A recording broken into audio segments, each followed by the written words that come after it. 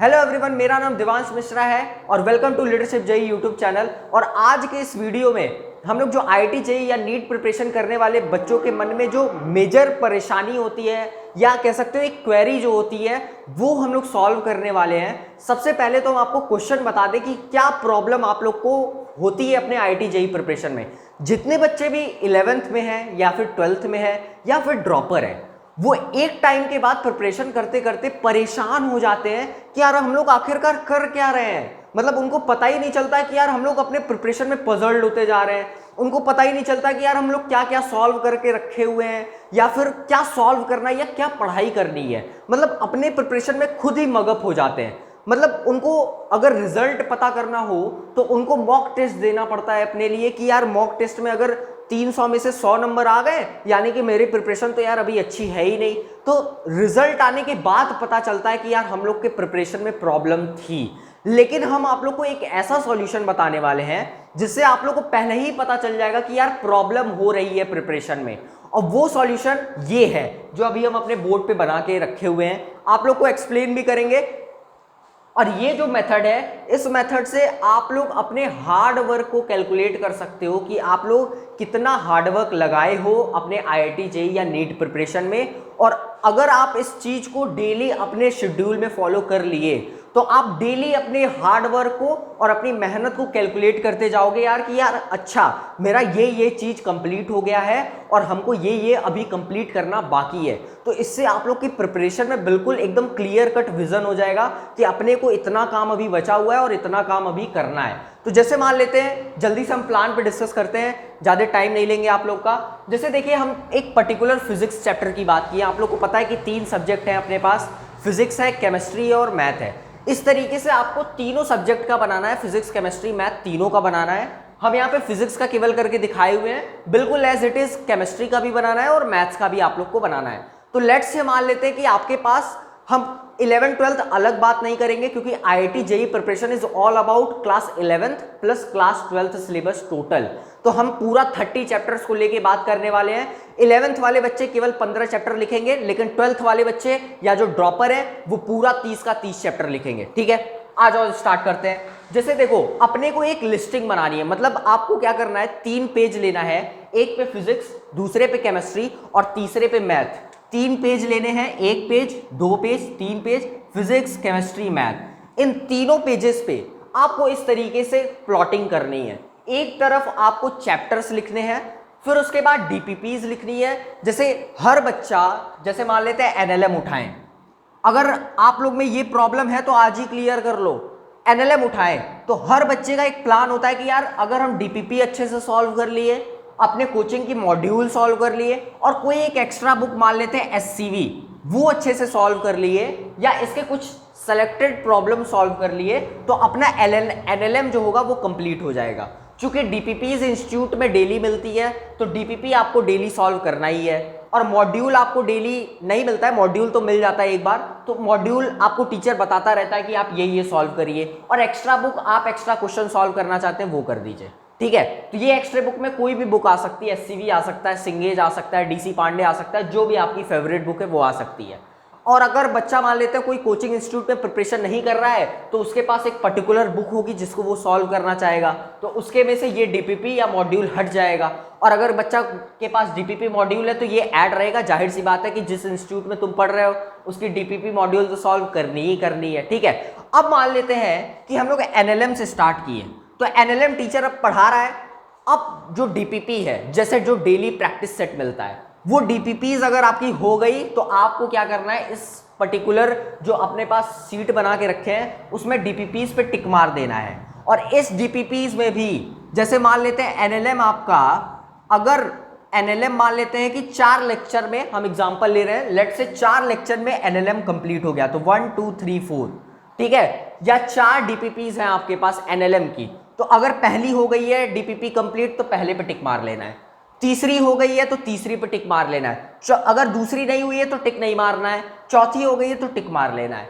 Module से sir daily question देते जा रहे हैं, वो आप कंप्लीट करते जा रहे हो तो टिक मार देना है। और अगर नहीं अच्छे से कंप्लीट किए हो तो वहां पे ऐसे करके डॉट बना देना है, यानी कि मॉड्यूल में अभी कुछ लोचा बाकी है, कुछ क्वेश्चन सॉल्व करने बाकी है। और जब तक ये दोनों अच्छे से सॉल्व ना हो जाए इसके पे तो बढ़ना ही नहीं है। और मान लेते हैं अगर आप सेलेक्टेड क्वेश्चन भी सॉल्व कर लिए तो इस पे भी टिक मार देना है। अब जैसे मान लेते हैं कि आपका एनएलएम खत्म हो गया, इसी तरीके से वर्क, एनर्जी, पावर, रोटेशन और सारे चैप्टर्स पे करने हैं आपको। मतलब इस तरीके से आपको लिस्टिंग बनानी है सारे चैप्टर्स की और इस तरीके से मार्किंग करते चले जाना है। जैसे जैसे आप अपने डीपीपी या मॉड्यूल या जो भी आप जहां से आप प्रैक्टिस करते हो वो जैसे जैसे कंप्लीट होता जाएगा वैसे वैसे आपको ये टिक मारते चले जाना है। अब जैसे मान लेते हैं कि आपका एनएलएम खत्म हो गया और आपने जो है एक्स्ट्रा बुक जो है बाकी सब तो सॉल्व किया और यहाँ पे देखिए सेकंड नंबर वाली डीपीपी आपने सॉल्व नहीं की है और आप एक्स्ट्रा बुक भी नहीं सॉल्व की है। तो एनएलएम खत्म होने के बाद जो आपको संडे पढ़ने वाला है या आपकी जिस दिन इंस्टीट्यूट की छुट्टी होने वाली है या जिस दिन आप क्लास नहीं लगाने वाले हैं तो वो जाहिर सी बात है संडे को ही मेजर होता है। संडे को छुट्टी मिलती है और संडे को ही आप खाली होते हैं। तो उस संडे को आपको ये वाला जो सेकंड डीपीपी है वो संडे को आपको संडे वाले स्लॉट में सॉल्व करना है और ये जो एक्स्ट्रा बुक है वो एक्स्ट्रा बुक इस संडे वाले स्लॉट में जो सिलेक्टेड प्रॉब्लम है वो आपको सॉल्व करना है और उसके बाद इन जगहों पे आपको ऐसे करके टिक मार देना है, इस तरीके से करके। मतलब आप ये चारों डीपीपी जो आपको मिली थी वो कंप्लीट हो गई, आपको मॉड्यूल मिली थी वो कंप्लीट हो गई, आपको एक्स्ट्रा बुक मिली थी वो कंप्लीट हो गई। इस तरीके से आपको हर चैप्टर की मार्किंग करते हुए चली जानी है और जो छूट जाए वो जल्दी से नेक्स्ट जो हॉलीडे आएगा या जो नेक्स्ट संडे आएगा उसको कंप्लीट करके और आपको इस तरीके से मार्किंग कर देनी है। जितने भी बच्चे मेरे साथ मेंटरशिप में जुड़े हुए हैं, वैसे हम कभी यूट्यूब पे बताए नहीं कि हम मेंटरशिप भी देते हैं, लेकिन जितने बच्चों को पता है कोरा के प्लेटफॉर्म से हमसे काफ़ी ज़्यादा बच्चे जुड़े उनको ये मेथड पता है और बहुत ज़्यादा मतलब वो हेल्पफुल होता है उनको ये मेथड। तो जो बच्चे मेंटरशिप में जुड़े उनको पता है ये बात ऑलरेडी, और जो लेकिन नहीं जुड़े हैं वो जान जाओ कि ये करने से आपको जो हार्डवर्क आप कर रहे हैं या जो आपकी चीज़ें छूटी हुई हैं वो चीज़ें अच्छे से क्लियर हो पाएंगी कि यार अपने को क्या बचा हुआ है या क्या बैकलॉग में है और आप उसको अगले हॉलीडे पे तुरंत खत्म कर सकते हैं और आप एनालाइज भी कर सकते हैं कि यार कितना काम हम लोग करके रख चुके हैं और कितना काम अपने को बचा हुआ है। तो एनएलएम खत्म हो गया तो ये चैप्टर जैसे ही खत्म हो जाएगा आप इस चैप्टर पे ऐसे ऐसे करके क्रॉस कर दीजिए। मतलब ये सारी चीजें आपको इस चैप्टर पे खत्म हो गई है। बात समझ में आ रही है? अगर बच्चा ये दोनों कोचिंग इंस्टीट्यूट में नहीं जुड़ा हुआ है किसी तो ये चीज नहीं होगी उसके पास, ये होगी। आप केवल इसको सॉल्व करिए। जैसे मान लेते हैं कई बच्चे 2 बुक ले लेते हैं, अगर हम कोचिंग में नहीं पढ़ रहे हैं तो एक एससीवी उठा लेते हैं, एक सिंगेज उठा लेते हैं, तो यहाँ पे आप सिंगेज कर लीजिए। बात समझ में आ रही है? लेकिन जो बच्चे इंस्टीट्यूट में पढ़ रहे हैं बेटा आपको ये दोनों तो कंपलसरी है, भले ही इसके सेलेक्टेड प्रॉब्लम आप ना कर पाओ तो ये दोनों लेकिन पक्का करना ही करना है, ठीक है? तो इस तरह से करते करते आप सारे चैप्टर पे ऐसे क्रॉस लगाते चले जाएंगे और आप अपने सारे मटेरियल्स पे इस तरह क्रॉस लगाते चले जाएंगे कि यार हमारे ये सारे काम खत्म होते जा रहे हैं और इससे आपको बहुत ज्यादा मोटिवेशन मिलेगा कि यार हम हार्डवर्क कर रहे हैं। और याद रखना ऐसा नहीं कि प्रॉब्लम प्रैक्टिस पे एक बात बता देते हैं हम लोग कि प्रॉब्लम प्रैक्टिस पे बच्चे जनरली सोचते हैं कि यार बस क्वेश्चन देखे नहीं आया सॉल्यूशन पे जंप कर गए। ये इफेक्टिव मेथड नहीं है और अगर आपका मार्क्स एग्जाम में नहीं बढ़ रहा है बेटा तो ये मेजर प्रॉब्लम है आपकी। आप हर क्वेश्चन को इफेक्टिवली सॉल्व करिए, चाहे वो डीपीपी का हो, मॉड्यूल का हो या एक्स्ट्रा बुक का हो। मान लेते हैं कि कोई क्वेश्चन अगर आपको नहीं आ रहा है और अगर आप उस क्वेश्चन पे मान लेते हैं लेट्स से 15 मिनट या 20 मिनट का टाइम देके उस क्वेश्चन को सॉल्व कर लेते हैं, आपको याद रखिए कि उस चैप्टर का लगभग मान के चलो कि 25% पोर्शन क्लियर हो जाएगा। अगर आपको कोई क्वेश्चन नहीं आ रहा है और 15-20 मिनट बाद लड़ाई करने के बाद अगर वो क्वेश्चन आप बना लेते हैं खुद से, तो ये बहुत ज़्यादा प्लस पॉइंट है जो बच्चे नहीं समझ पाते हैं। तो जो प्रिपरेशन कर रहे हैं वो बात जान जाओ और इस पर एक और वीडियो हम बना देंगे कि कैसे हम लोग प्रॉब्लम प्रैक्टिस करें इफेक्टिवली।